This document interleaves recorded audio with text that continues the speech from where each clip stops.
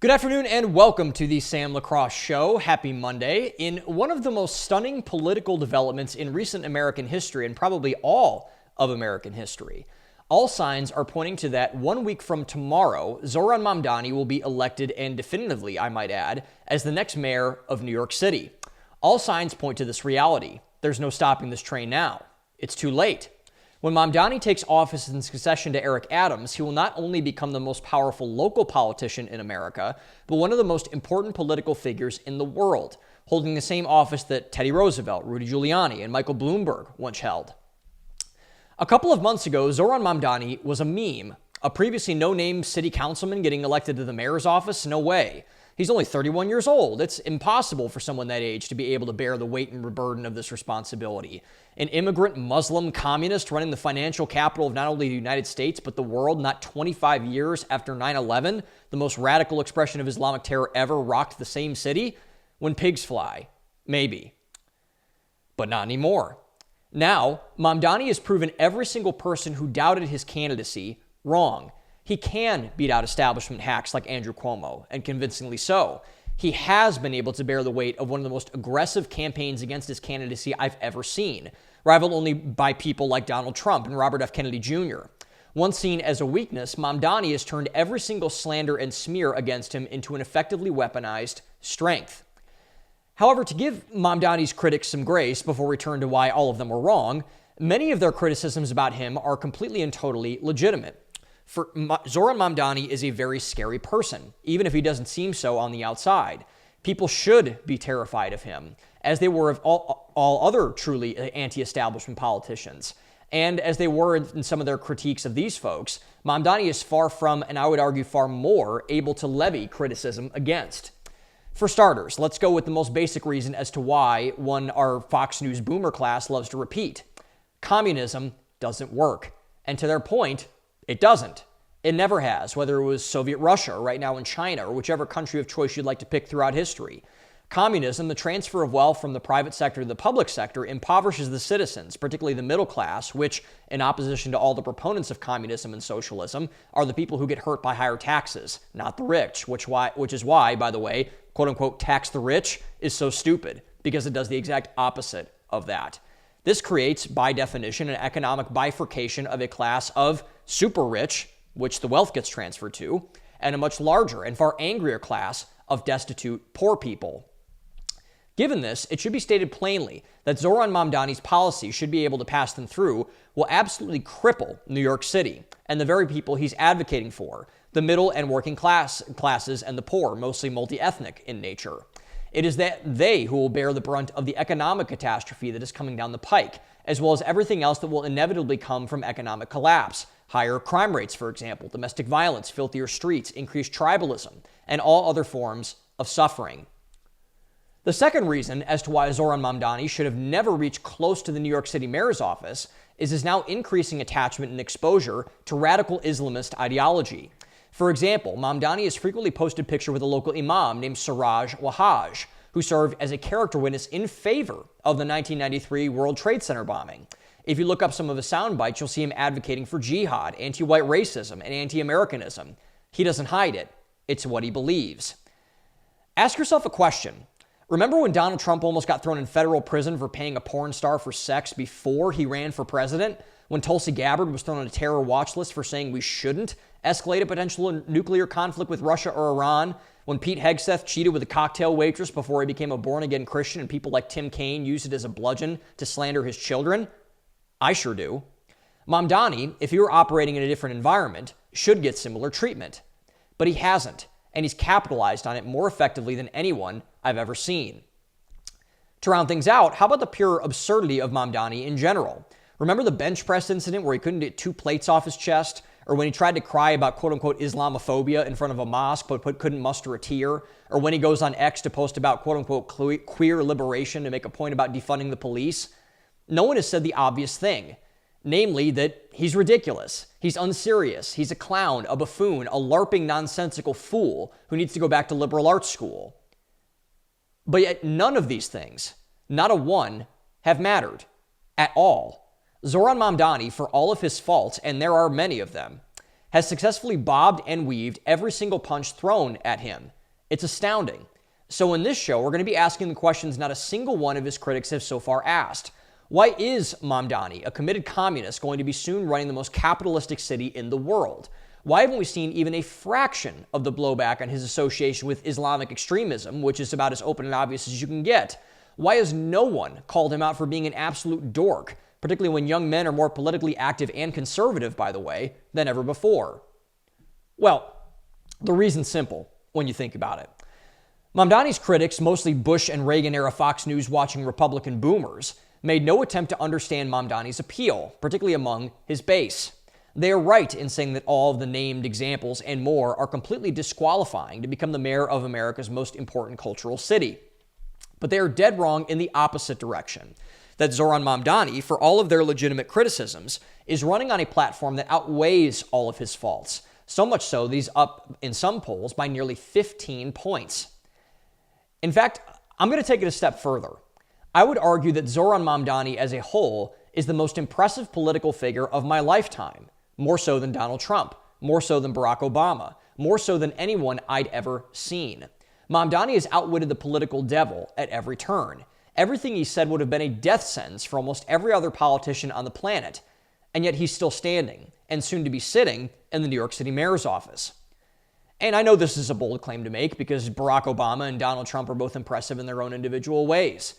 The key, in my view, with Mamdani's brilliance is his ability to blend the styles of both Obama and Trump together. When used properly, as Mamdani has, it's the perfect combination. Up until this point, no one has perfected it. So to explain why Mamdani's unthinkable rise will become reality next week, we need to go into further detail to explain it. Let's start with the Obama side of the coin. The magic of Barack Obama was his charisma, his seemingly inflappable magnetism that propelled him from being a local community organizer outside of Chicago to the most destructive domestic policy president in recent American history. Obama ran, if you remember, on a very moderate campaign. He was against gay marriage, wanted a strong border, and advocated for a much more moderated foreign policy, particularly in comparison to the Bush years. Mamdani, to put it mildly, is against all of those things. But as we know now, Obama turned out to be completely the opposite of what he campaigned on. He re-racialized America and sent us into the woke era defined by BLM, George Floyd, transgenderism, and now the exploding violent acts against ICE agents. He paved the way for the legalization of gay marriage. He opened our border wide open and built cages for the migrants he let in. Not only did he stop the war, not stop the war crimes that the Bush administration was already committing, he expanded them, launching us into dozens of open and covert foreign policies defined by bloody regime change wars by the American military and intel agencies. So why? Why did Barack Obama pivot so hard? Well, because it turns out Barack Obama was and is a construct. He was completely manufactured, a Manchurian candidate, a wax figure, carefully molded and sculpted by our establishment political class. Using Obama's message of racial equality and liberation, our political elites used him as the gateway drug for their hardcore leftist political agenda. The curious thing about this is, if you really look at it, it was obvious that Obama was completely and totally fake. From the way he spoke to how he shifted on all of his policy positions, anyone with a pair of working eyes and ears could see Obama's fraudulence. And America has since caught on to this, even on the political left. For example, the Harvard Crimson recently wrote a piece about how Obama is a war criminal, which he obviously is. His marriage with Michael Michelle Obama is totally hollow and breaking apart before our very eyes on every podcast you can imagine. The now iconic video of him yucking it up with Donald Trump at Jimmy Carter's funeral was just the icing on the cake, as it turns out. Zohran Mamdani is the opposite of this. Mamdani, for all of his antics, is bizarrely authentic. He genuinely believes what he says. He wants to tax white people more than other minorities because he believes white people are the problem. He wants to freeze rent in the city, which would drop a nuke on New York's real estate market because he wants to seize control for himself. He wants to elevate Islamic values to the highest levels of political office because he wants those values mainstreamed. He says what he means, and he means what he says. And you can tell this because of how he talks. In a recent appearance on Andrew Schultz's Flagrant, for example, he came off as something that his critics hate to admit, almost painfully relatable. He made a hilarious joke about how he wanted to increase his benchmarks by £1 a year that he's in office. I laughed out loud when he smacked Andrew Cuomo for not giving a truthful answer about whether he preferred the Knicks or the Mets. He communicated his ideas so effectively that even a political novice like Schultz understood everything, even if everything he said was a lie. It was one of the most masterful podcast appearances I'd ever heard. And in addition to this, Mamdani also capitalized on the other factors that helped propel Obama to the White House. He's incredibly handsome, from how he does his hair to how clean his teeth are. He dresses impeccably and impressively. He has an infectious laugh. He genuinely seems like a nice guy. If he asked me to snag a drink with him, for example, I doubt that because he's Muslim, but that's fine, I'd take him up on it in a heartbeat. And it's here where the crossover from Mamdani's connections from Obama to Trump start to take place. Donald Trump is also painfully relatable. Remember when he called himself fat because he wore an unflattering garbage man vest? Or when he worked the fries at McDonald's and called normie people, quote, not ordinary? Or when he cracked a crude joke in the Access Hollywood tape, or dropped an F-bomb when Israel and Gaza broke the ceasefire and started killing each other again, or almost quite literally any other example of quite literally everything that Donald Trump says? I do too. And so does Zohran Mamdani. But the key to Trump's success, why Trump was able to break through just as Mamdani has, was going into a deeper level of relatability. Trump didn't just tap into acting and behaving like an average person, which he is. Rather, he tapped into something the average person felt, something which the elites of our society have never noticed up until it was too late for them to repent of that sin. Grievance. One of the most popular terms as Donald Trump's ascendance to the White House took place was the quote-unquote forgotten man. The forgotten man, a typecast blue-collar factory worker from Middletown, Ohio, for example, was a man who had gotten screwed over by American elites over the past 40 years of American life. There were millions of forgotten men and women, by the way, in America, and they were always there. They were growing in number. Donald Trump was just the first to care to notice that and to exploit it. What has happened to the forgotten man, exactly? Well, first, they devalued his job by slowly chipping away at his wages. They took away his Christmas bonus, didn't give him a 5% raise every year, and lowered his pension contribution before cutting it out altogether. Soon after, his job was shipped away entirely with no explanation. That factory, that general store, that whatever, had always been the pillar of his community. His dad and his grandfather worked there, but not him. Not anymore. Learn to code, rube. Second, with no economic opportunity, with no ability to provide, instability soon begins to set in. Stress opens up like an infected cut between the husband and wife, adding on to further marital strife. They have to cut down on the Christmas present budget this year. They can only go out to eat once a month now, and typically only for fast food. He doesn't think the kids notice, but they always notice. He knows his wife notices, and she begins to resent him for it. Soon, the marriage falls apart, leaving a broken home and a broken, forgotten man. Third, with no economic opportunity or familial or social purpose, the forgotten man himself begins to fall apart. He starts to go to the bar once more a week than he used to, then 3 times more, then 4 times more. He meets a new friend that sells him oxys behind the bar without needing a prescription. All of that factory work has started to seep into his bones. Now he's on alcohol and pills, which leads to further escalating economic instability and familial strife. Just before it gets too intolerable to bear, he shoves a gun in his mouth. Better if he goes out by his own hand. Not many people like to tell the story of the forgotten man. It's too horrifying, too visceral, too real. But it has happened.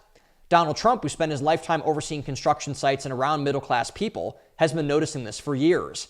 His sin and his legacy was in noticing that and having the courage to speak about it, along with the other side or the other sins of our elites, such as the Iraq War and the 2008 financial crisis, which served as precursors to the horror of the modern American middle class and poor.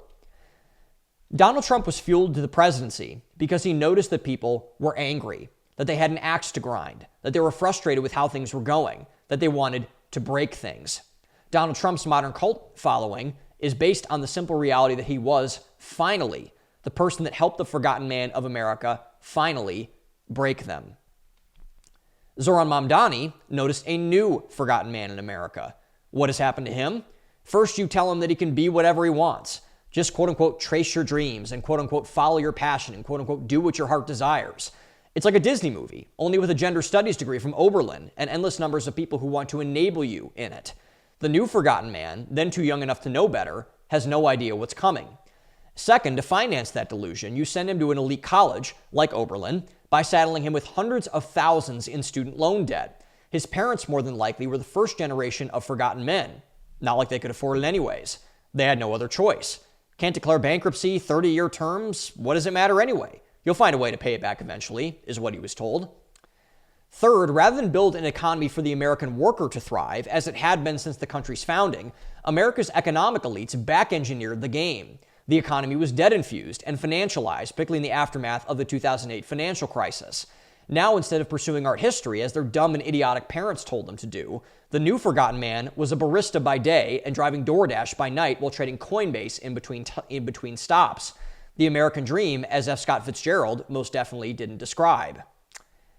The story of the new forgotten man is one that has been told by very few people. Why? Because we could have stopped it. American leaders could have stopped it. American institutions could have stopped it. But they didn't. This catastrophe, one that fueled all of the modern radicalism we're seeing, from the Charlie Kirk assassination to the woke revolution to Zohran Mamdani, could have been completely and totally avoided. But it wasn't, because our elites were still, and are still, asleep at the wheel. Zohran Mamdani is going to be sent to the New York City mayor's office for the exact same reason Donald Trump was elected to the presidency, because he noticed that people were angry, that they had an axe to grind, that they were frustrated by how things were going, that they wanted to break things.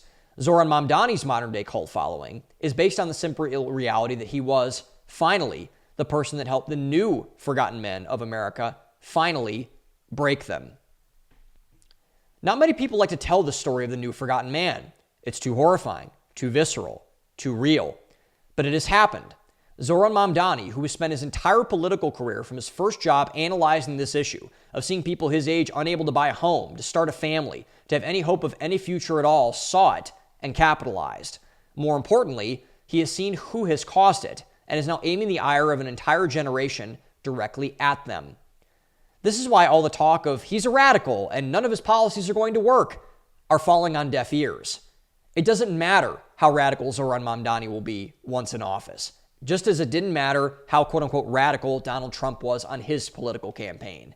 And Zohran Mamdani will indeed be more radical than any politician America has ever seen. It doesn't matter if he supports jihad in America, or wants to arrest Benjamin Netanyahu upon entry into the United States, or he wants to force government takeover of grocery stores. His radicalism does not matter. For his voters, it only matters how radical he will be towards their enemies. And he will be just that. All the companies, people who create jobs, people who create jobs in New York City will leave. All people with money and desire for a family will flee. This will result in a higher burden, particularly with the expansion of government services, onto the taxpayers, which again are overwhelmingly imposed on the middle class. They will soon become poor, which means they will become more unsafe, more violent, and more aggressive. All in a day's work for the modern communist. The fact that Zohran Mamdani has convinced the millennial generation of this grim reality is one of the great political feats in the history of our country. If not for Mamdani's brilliance, for the rest of our collective ignorance, power always corrupts itself. Corrupted power always gives away to the aggressive oppressed. Like Trump followers, Mamdani's followers have a right to be angry. Like Trump's voters, we'll see if Mamdani's voters end up regretting their deal with the devil.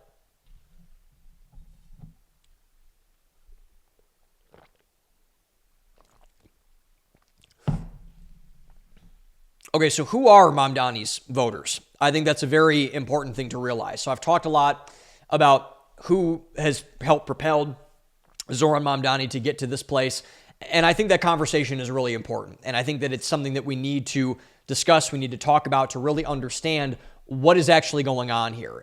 So I think there's two parts of this. There is one, who are the people that have helped to propel Mamdani to become soon to be the mayor of New York City, and how Mamdani recognized that, how he capitalized on that, and basically moved into the position that he's currently in. And so I want to talk about the base first. So Mamdani's base, this was really funny, actually, looking it up for the first time. When he won the Democratic primary against Andrew Cuomo, and which is hilarious because I don't even know how you do this in terms of Mamdani already beat Cuomo, and now Cuomo is like running as an independent, I guess, or maybe as a Republican on the opposite side of I don't know how.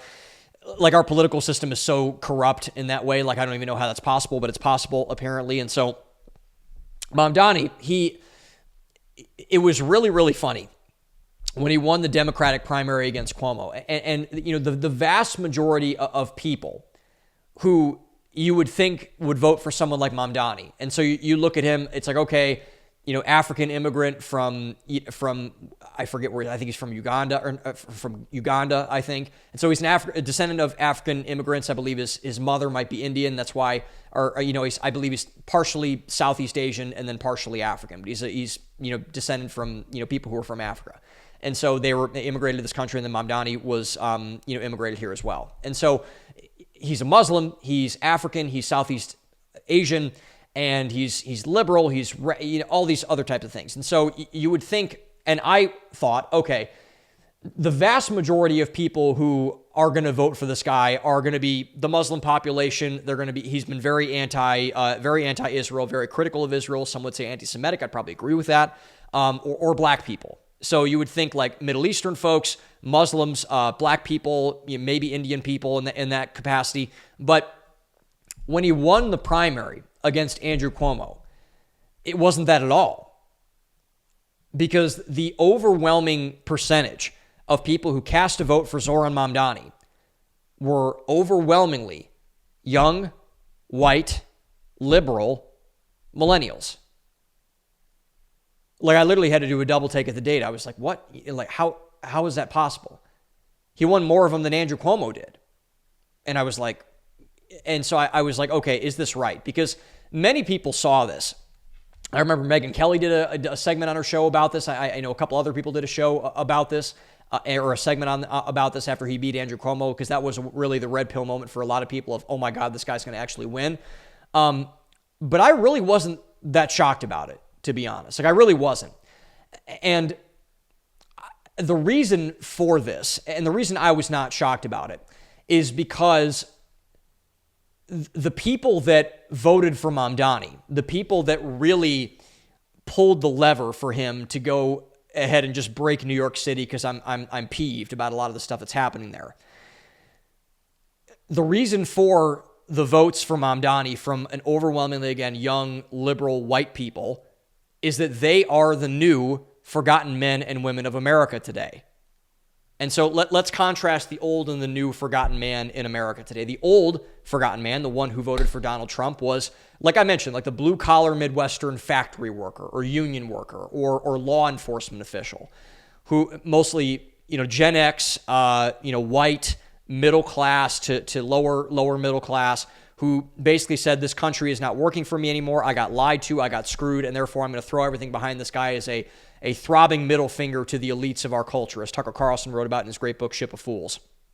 And the new forgotten man in America is the opposite of that, in a way. The young, white, liberal millennial. And so the question then becomes, what have they been lied to about? How about things like college, work, opportunity, labor? It's a lot of the same stuff, but in a way, it's almost worse, because most factory workers and most people in that position of, and I'm generalizing here, but the forgotten men and women, of old, did not really have a college education in many ways. They did not have, a bunch of student loan debt. They were not saddled with a bunch of credit card debt. They could afford a house. They could afford, to live a nice life, maybe take a vacation once a year. Now, we have really radicalized that in the opposite way, where no one can afford anything anymore. And I should be fair, a lot of that is life choices, a lot of that is lifestyle, where you live, etc. I have chosen to live in a place where I can afford my lifestyle. I think that matters. Financial education and acting on that financial education matters. But it's tough out there for a lot of people, and especially in New York City. Like, people move there for a finance job, they move there to go into academia, they move there to chase their dreams or whatever. And they have been lied to by their boomer parents, by their Gen X parents, about you can do whatever you want to, take a participation trophy, all this kind of stuff. And now they're in their 30s or their late 20s, and they're saying, oh my God, all of this was a lie. Everyone lied to me about everything. College did nothing for me. I do not have a job in the labor market. No one's hiring right now. The labor market's kind of, Arthur Brooks called it constipated the other day. I think it's true. No one's hiring, and it's very weird right now in the labor market. I don't know how it gets unstuck, to be honest, about like the opportunity to be, to own a home, to start a family, to do everything else. Now, I believe only a third of my generation believes they'll ever own a home. And so particularly in the millennial generation, who, again, I've defended more times than I think anybody else that I know has. Like, they really got screwed by this because they were really the hardcore people that walked right into this right after the financial crisis, right as, all this stuff was happening. And it's interesting because a lot of people are confused about the Gen Z going conservative thing, the Gen Z going back to church thing. And they're like, well, they're the woke people. They're the people that are, crazy about all this stuff. It's like, no, we're not, actually. The millennials created woke. The millennials created BLM. They created Mamdani. We didn't. We inherited it, and some of us obviously are way crazy leftists about all this kind of stuff. But millennials, off of a reaction to the new forgotten man syndrome, I'll call it, as they went into adulthood, they had a very deep, festering, closeted anger that they didn't know what to do with. And as I mentioned, they just wanted to break things. They wanted someone to break things. They wanted to turn to a straw man. And so they created Mamdani. They constructed people like Mamdani, people like Trump in the old forgotten man era. And they said, go out there and take a baseball bat and beat the crap out of all the people that did this to me. And that's exactly what Mamdani has done. That's exactly what Donald Trump has done. And that is what is fueling this. And I should say, to give, the new forgotten men and women some grace, to give the millennials some grace, these aggrieved group of people who are now throwing their weight behind Mamdani, is that part of this is deserved. Because we did collectively lie to an entire generation of Americans for a very long time. We did tell them to follow their dreams. We did give them participation trophies. We did tell them that they were special. We did give them whatever they wanted and said, hey, you know what, the world, you do not owe the world anything. It's not your duty to contribute to the world. It is the world's duty to contribute to you.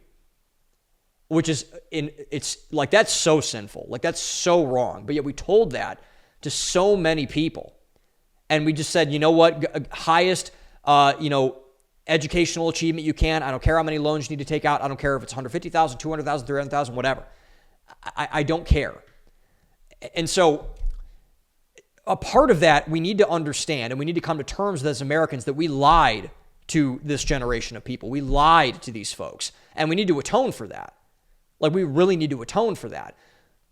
But also what Mamdani gets wrong and what will be his undoing as soon as he gets into office, I think it'll take a year. I think this will actually win Donald Trump the midterms if Mamdani gets in and he gets his way. Because I think it will be so catastrophic and it will be so disastrous in so many fronts. Is this complete embrace of the victim mentality. It is the complete embrace of victimhood by the millennial generation as a whole, roughly. I'm generalizing, but roughly speaking. Because only victims act this way. Only victims think that a political figure can save them. This is the flaw of Trump's base in many ways. Oh, Donald Trump's going to save my job. It's like, no, he's not. He's not going to fix your family. He's not going to fix your marriage. He's not going to fix your job. He's going to do what he can from one guy in the presidency. The same is true about Mamdani. And by the way, I think Mamdani genuinely cares about people. I never said, and I don't think it's accurate, that he doesn't care about the people he's advocating for. I think he does, actually. But the brass tacks of this and what the people that are supporting this revolution that is being fueled by people like Mamdani, they don't understand that the most inherently true and most inherently hardest sentence to hear are choices matter. And your choices, more than anything else, your decision-making defines your life. I know plenty of millennials, plenty of them, who are doing very well off, who are living great jobs and have great kids and have a great marriage and are able to afford a really nice home. But the rest are so nihilistic. This is the woke BLM Mamdani crowd. They are so nihilistic that all they want to do is burn everything to the ground. Everything to the ground. And no one talks about this. And because it is a tough pill to swallow when you realize that all of your problems are in some way or shape or form your fault. It is not the system's fault. It is not women's fault. It is not the economy's fault. It's not capitalism's fault. It's not Trump's fault. It's not Mamdani's fault. It's probably your fault. It's probably your fault. And your decisions have consequences. Your choices have consequences.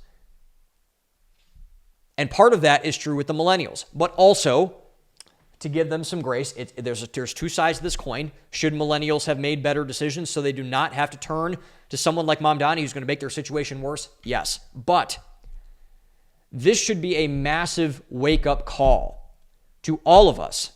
And I have been beating this drum for God knows how long, for at least 5 years, to finally take seriously the economic consequences that we are foisting upon young people. And I'm a young person. I just turned 28 a couple weeks ago. But the way that I am observing many people in my situation, I was talking to a couple guys in my Instagram DMs yesterday, and they're struggling. They are really struggling. Like, no money. I got $140 in my bank account, like this, that, whatever. And that is way more common than I think the average American thinks.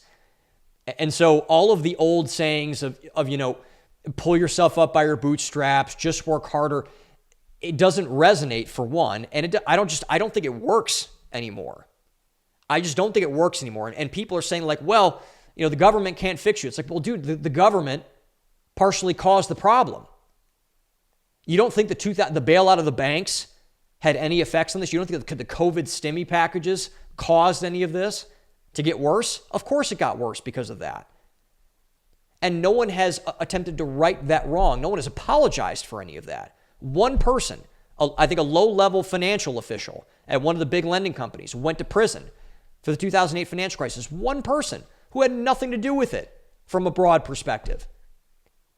Like that is, it's ridiculous that we have not had a substantive policy reform conversation to address the issues of the economic plights of young people and to make people feel understood, to make people feel heard. Because if they aren't heard, which they're not being heard right now, people will continue to get uproarious and to get violent. Because that's where all of this leads. All class instability, all economic instability leads to revolution. Always. Read a history book. Pick up a book about the French Revolution or the bank runs or, go back to Rome. And this is leading to all of the chaos that we have unfolding in America. It is a class war that we are seeing break out in real time. And if we do not do anything to solve that, we are going to open our doors, and we have opened our doors, to radicalism. And radicalism, no matter if you're in favor of the policies of the radicals or not, hurts everybody. And America is not a radical place. It's never been a radical place. But we are slowly but surely becoming one, because a lot of people are destitute, a lot of people are angry. And if we don't do things to address those concerns, we will get more and not less radicalism as a result.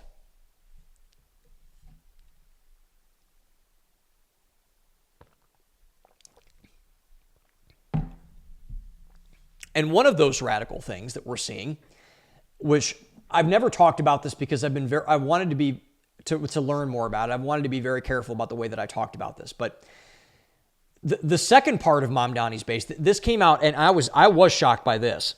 I was reading a report the other day about Mamdani because I've been so interested and so fascinated about what's behind this guy, and I'm really fascinated by it. And the real second part of Mamdani's base is non-native born Americans. So that's a fancy way of saying immigrants.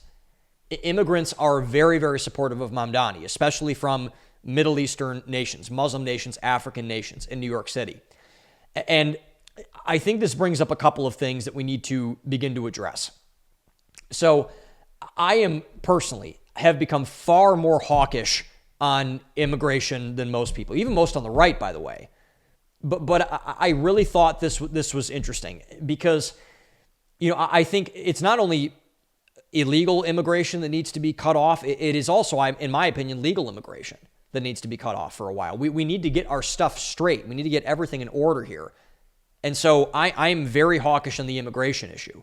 And, all the open borders people, I think Alejandro Mayorkas should be in prison for what he did during the Biden administration. I think the guy should be in jail for the amount of people that have been killed by, not only by immigrants directly, but by, fentanyl getting smuggled over the border and all those things. But that's neither here nor there.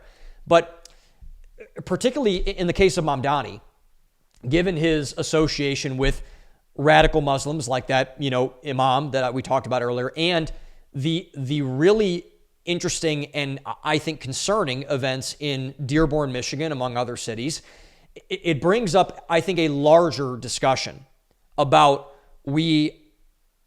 how as Americans, how as value-driven people, how as citizens, how as Christians should handle the rise of Islam and really of Islamic culture in America, which is not an Islamic nation. It is not a Muslim country. America is a Christian country, a Protestant Christian country. We're not a Catholic country. We're not a Muslim country. We're not a Hindu country. We're a Christian country. And we have religious liberty, which we'll discuss a little bit later. But as mentioned, I've been very hesitant to go all in on this for a while. And largely because I love a lot of Muslim people. I love a lot of my friends are Islamic. And all of them, by the way, are peaceful. Like, none of them want jihad. None of them want to, throw a Molotov cocktail into a church or something. Like, none of them want that. Large Muslim associations, by the way, I remember I texted this to my dad, and that was, not many things shock my dad, but one of the things that really shocked my dad in the upcoming election was there was a group of, I believe, religious leaders, I believe a lot of imams in Michigan, I think, which is around Dearborn, Michigan, that endorsed Trump at a rally because he was going to end the genocide in Gaza, which he has, at least for now, ended the genocide in Gaza. And, so I was like, okay, like that's really nice. And I know a lot of, Islam followers and Muslim people who are very peaceful, all of them, to be honest. Lots of admirable people in the world that take that as their religion. A lot of fighters that I like. A lot of people in the world that I like that are Muslim that I really enjoy talking with. And I should bolster it with this. I hope you guys know by this point, I am an unapologetic Christian. I am a Christian. I am proud to represent Jesus Christ. And hopefully I don't do a great job of it all the time, but I try to do the best I can in every situation that I am. But I am also, and this is, I think, a thing that Christians need to remember and understand in full, I am not opposed to people practicing other religions that are not mine in America. We are not a theocracy. We are a Christian nation, but that's different than being a theocracy. And the reason why this matters is, for some of the more hawkish people about, we're a Christian country, Christian nationalism, and I consider myself a Christian nationalist by that definition. But if we need to uphold freedom of religion. Like, we can't ban Islam. We cannot ban Hinduism. We cannot ban atheism. We cannot ban, any of these other things. Because if we do not uphold freedom of religion in this country, freedom to worship, freedom to practice whatever religion you'd like to, even the openly satanic people, whatever, demonic religions all the ones I just listed, and that's nothing against the people that follow them. That's just the way I believe as a Christian.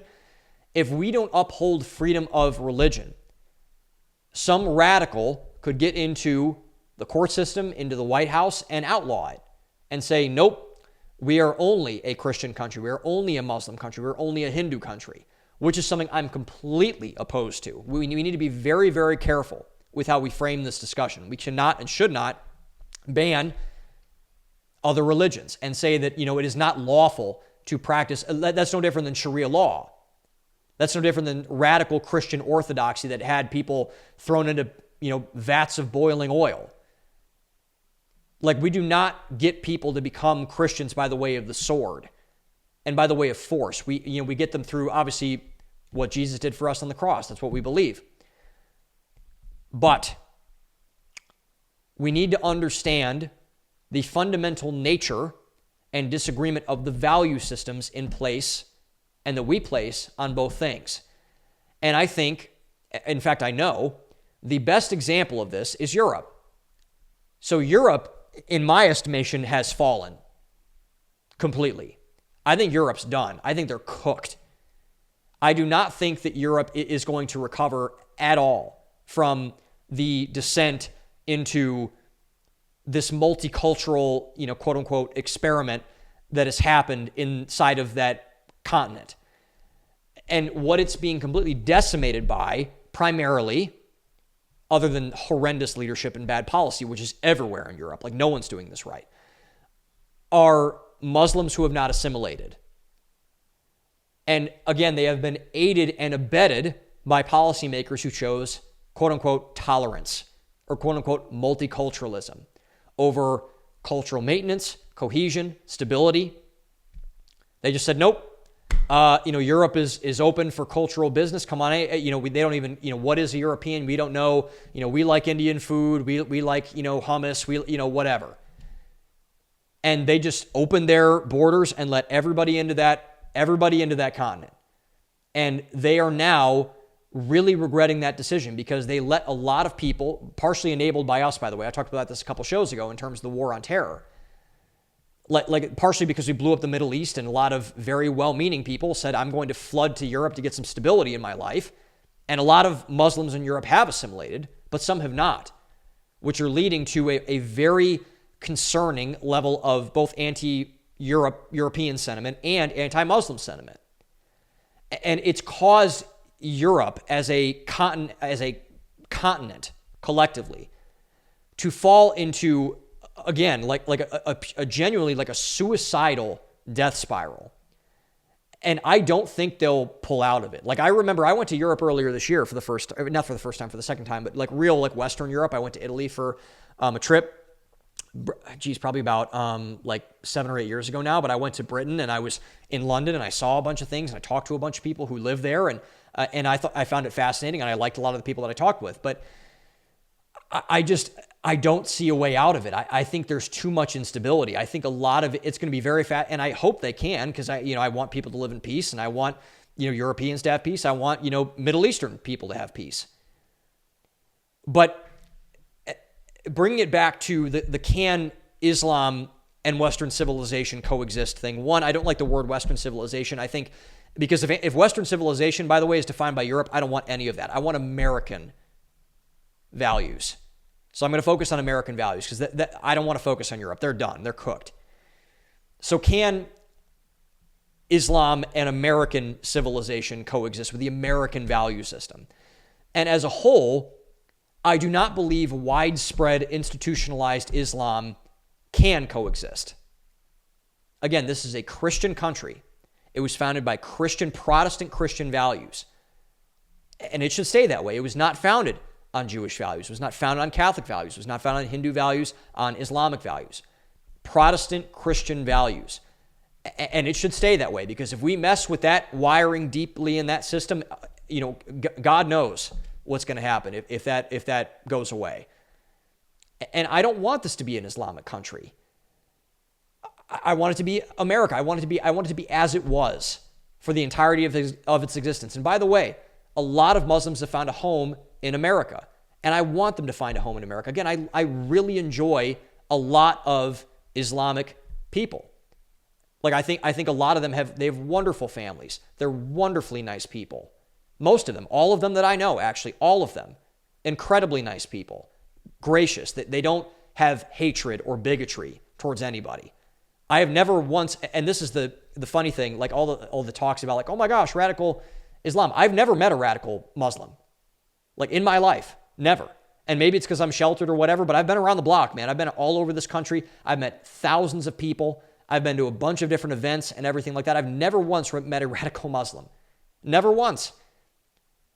But no one who really desires America as it was and wants to preserve and conserve America should want Islam to just overhaul itself and become an Islamic nation.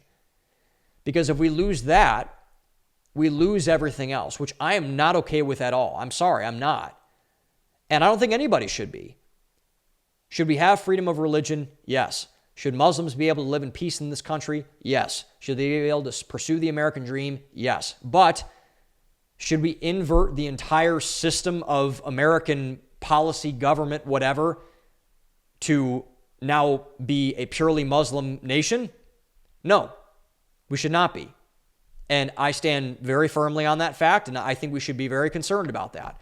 Again, not an excuse to attack Muslims at all, not an excuse to attack Islam at all.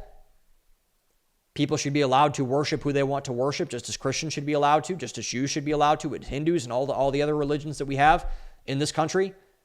But we cannot forget our roots as a Christian nation, as a Protestant Christian nation. We cannot. Because if we do that, good luck to all of us, because I have no idea what's coming down the pike if that happens.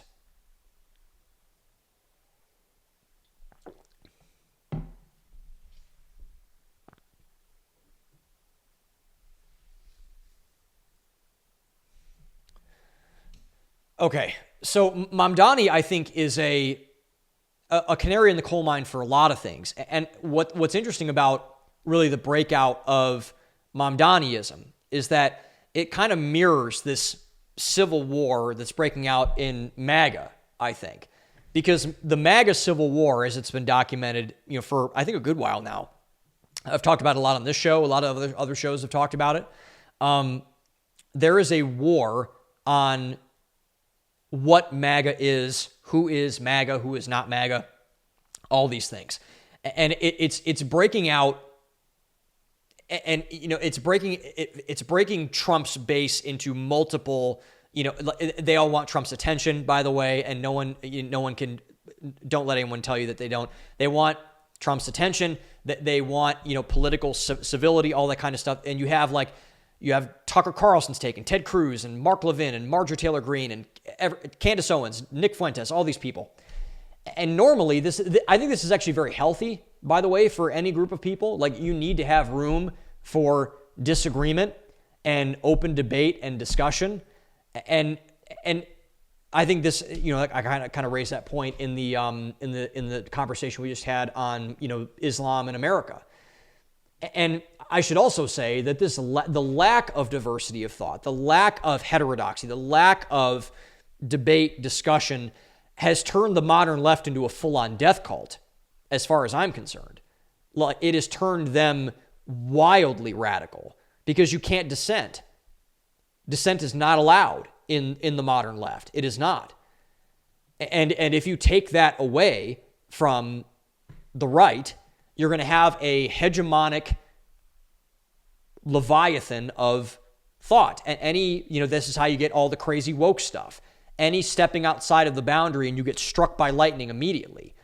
And I think it's healthy that Ted Cruz and Mark Levin and Tucker Carlson and Marjorie Taylor Greene and everybody else, we can have, and this talk about platforming people. Like, I'm recording this on slightly after the Tucker Carlson, Nick Fuentes interview. I haven't listened to it yet. I plan on doing so. I've been very critical of Nick Fuentes, and I like Tucker a lot. But I'm curious to see what I find out. I listened to an analysis on it this morning. Jason Whitlock had a great conversation about it with his crew over there on Fearless. Shout out to those guys. But, the talk about platforming people and why did you platform this person? It's like, shut up. Like, if that word, that verb of the word platform ever comes out of your mouth, you're a leftist, so shut up. And the second one is, any commentary that says you should not give someone the opportunity to speak, you're no different than the censorship people. You're no different than them. Cancel culture is just censorship. And it's beginning to creep into the right. It has crept into the right. And it's, this, I think the first example of this was Candace Owens when she got canned by the Daily Wire. And it's like, no, we're not doing that. At all. We are not doing that.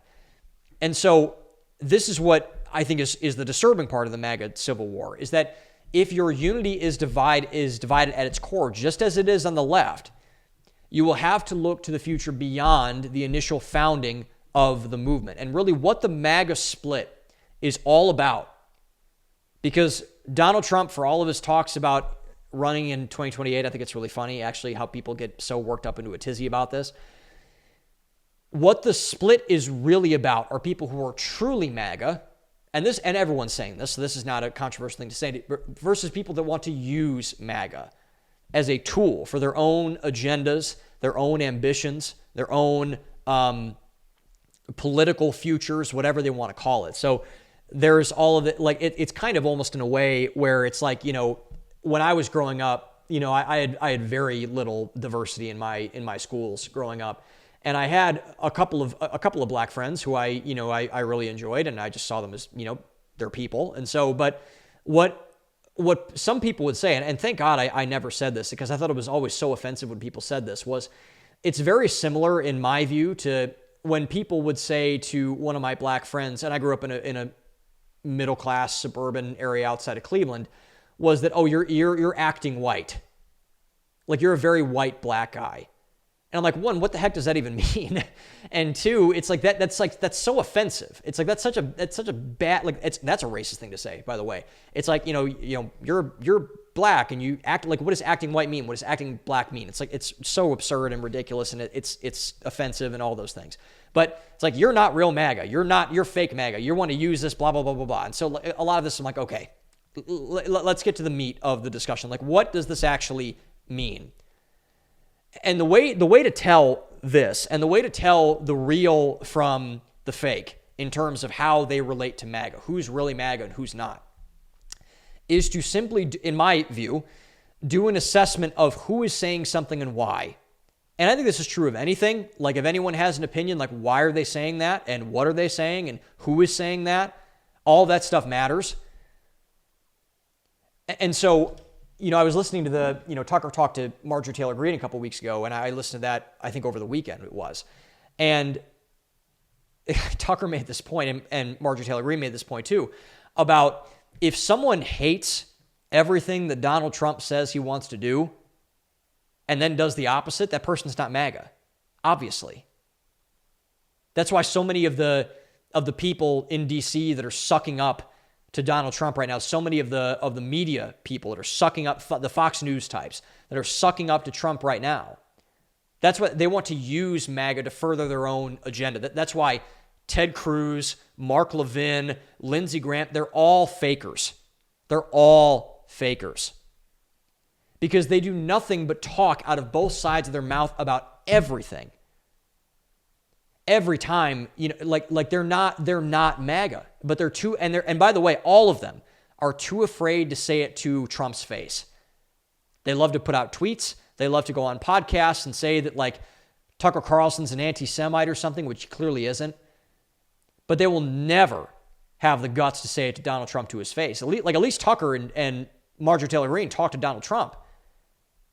And apparently Mark Levin's been to the White House a couple times, and I'm sure Ted Cruz had talked to Trump about some Senate stuff or whatever.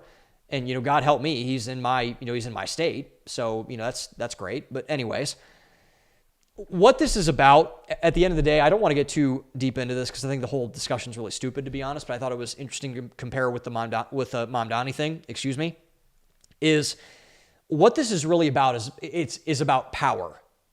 And it's who controls the future of MAGA. Like, I don't know if Donald Trump's going to make it through this term. There's a lot of stuff about his health going on right now. I don't know if any of that's true, by the way. I have no inside baseball. But I don't know how long Trump is going to live after he finishes his term, and hopefully he lives for a long time. I like Donald Trump, and I want everyone to live to a good old age and all that stuff. But after Trump leaves and he cannot have and hold political office anymore, it's going to matter who inherits MAGA. It's going to matter a lot. It's the most significant political movement, I think, in probably about at least half a century, if not longer, probably longer.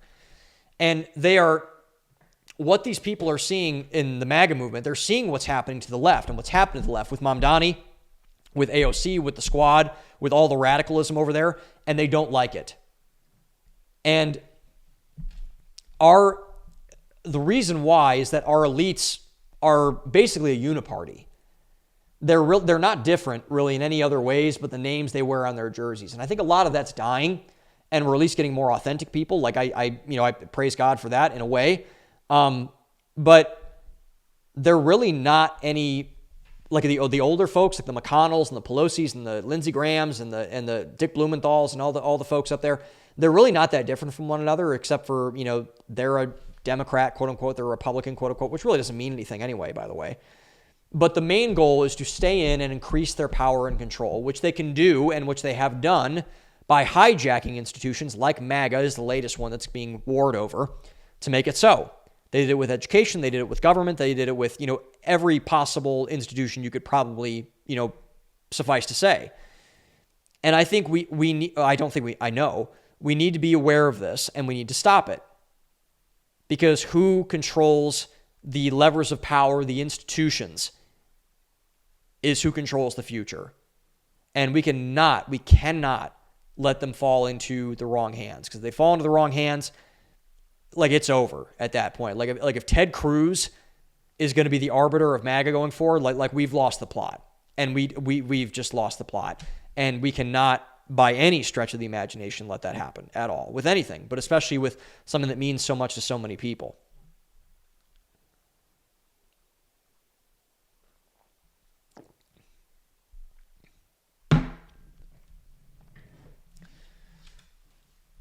So let's wrap this up. So America, I think, right now is at a very perilous point due to all of the things we've talked about, like all the several layers of instability that have opened up over the years, which all, interestingly enough, seem to be coming to a head now with this whole MAGA blow up and the civil war that's happening on the right, with the elevation of people like Mamdani on the left, or the whole Israel situation, or like whatever the issue of the day is.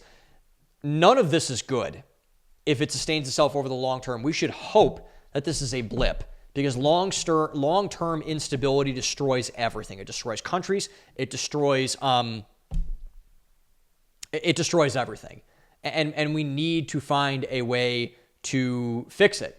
We need to find a way to fix it if we want a future as a country and as a people that hopefully love each other more than they hate each other, and can, be good neighbors and go to, block parties down the street and all the other things that we used to do as a country. And I think the way we do that is we need to get back to three basic things. First and foremost, we need to tell the truth at all cost. Tell the truth at all cost. If people are not honest, as our elites have not been, obviously, and by the way, as the MAGA people have been, as Mamdani has not been, we need to develop the ability to tell it for ourselves. If we do not have honest actors, if we do not have people that are telling the truth, particularly if they're in a position of responsibility and power and authority, whether it be political office or business or whatever, like if Larry Ellison doesn't have to answer that he's the private donor of the IDF, then like, what are we doing? And him constructing and being the shadow president to Donald Trump right now.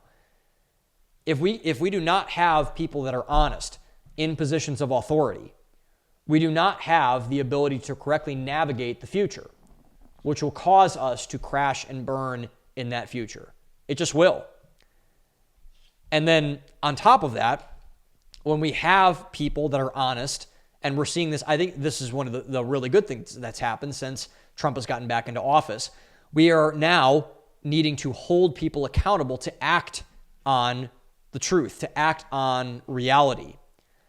So when people are in positions of authority, I think the biggest example of this is Pam Bondi and Dan Bongino and Kash Patel, who have been raked over the coals by MAGA people, and they should have been, and they need to be, because a lot of the stuff that's coming out of that department is unacceptable to me and to a lot of other people. With the Epstein stuff and with the assassination of Charlie Kirk and with the, we know nothing about Trump's assassins, by the way.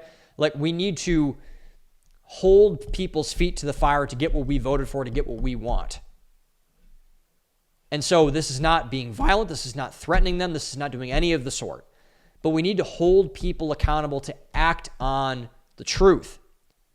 And when people are in positions of authority, we must blister them with the ability to tell the truth. We need to blister these folks. And I think really the big watershed moment of all of this was COVID. Like, this has gotten so much better since COVID that it's almost disorienting, to be honest. But we need to hammer this home religiously. Because at the end of the day, the people in charge of anything must serve the people they lead, period. If they serve any other interest, if they serve a foreign lobby, if they serve a corporation, if they serve the swamp of DC, they are not equipped to lead, period, point blank, full stop. And we need to acknowledge that. And the way that we acknowledge that, the way that we separate the wheat from the chaff in this regard, is by holding values first. That's what the show is all about, values first. Because most Americans, at their core, we have differences around the margins. But if you're a citizen of this country and you haven't moved and you haven't, openly renounced it as like evil or awful or something, which why are you living here if you have? But anyway, most Americans share similar values at their core, roughly like, hey, like live and let live. Like I'm exercising my rights. You exercise your rights. Don't tell me what to do. I won't tell you what to do. All those things. Although we should have an enforced moral order. That's why I'm a conservative, not a libertarian. It's another conversation for another day. And by the way, this is true with Muslims. This is true with millennials. Two groups I've maybe get clipped and said like I'm a bad person for criticizing in this show. Whoever else you want to count. Gen Z, older people, Christians, whatever. And so this is why social contracts are so important. I did a whole episode on this a couple weeks ago. We need to tap into the deeper thing, into the social contract of this country, of America's unique contract to one another. Because no matter how you want to spin it, man, values are the only thing that can keep people together across time. And if we need to remember that. If we want a country that is prosperous, healthy for everybody inside of the country, we need to remember that. It's not an option to forget that values are the things that drive everything home across culture. They're the only thing that we have. They're all that we have and all that we are, as I wrote in my first book. That's still true and will always be true. So the deeper thing, the permanent things, as Russell Kirk once said, are the things that matter. And if we forget them, then I think we're doing ourselves an immense disservice, and that's going to lead to more of this instability, which I, as a Christian, conservative, anxious, attached type, I don't like. And I don't think a lot of people like as well. And we should be wary of that, and we should do everything in our power to make sure that that is being enforced. Thank you all for watching. Own the day, open your mind, and I'll see you next week.